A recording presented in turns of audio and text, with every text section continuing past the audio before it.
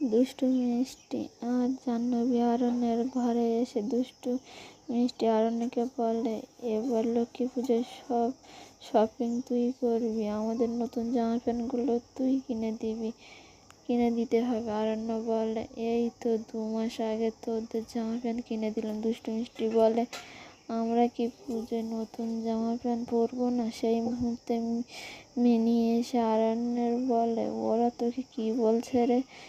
এই তো তুই কিছুদিন আগে জামা প্যান্ট কিনে দিলি, আবার কিনে দিতে হবে। আর দুষ্টু মিষ্টুকে বলে, বাচ্চাদের কি কাঁড়ি টাকা আছে নাকি? তখনই মিষ্টি বলে, আমাদের জামা প্যান্ট হলে তোরও হবে নতুন জামা প্যান্ট।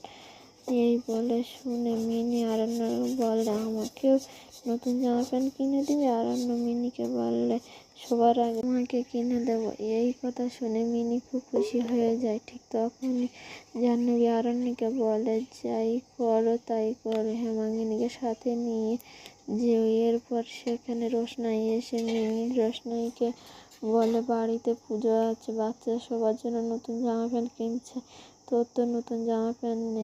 দাঁড়া, তোর জন্য নতুন জামা প্যান্ট কেনার কথা বলছে।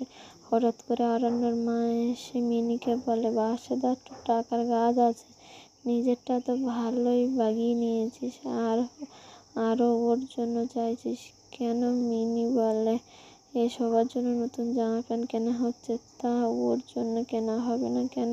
ও বুঝি বাড়ির কেউ না নাকি? তারপর জাহ্নবী মিনিকে বলে, পুজোটা তো বাড়িতে হচ্ছে, তাই বাড়ির লোকের জন্য কেনাকাটি হচ্ছে, সব সময় কাজের লোকদের জন্য জামা প্যান্ট কেনাকাটি সম্ভব না। এই বলে রোশনাইকে অপমান করে।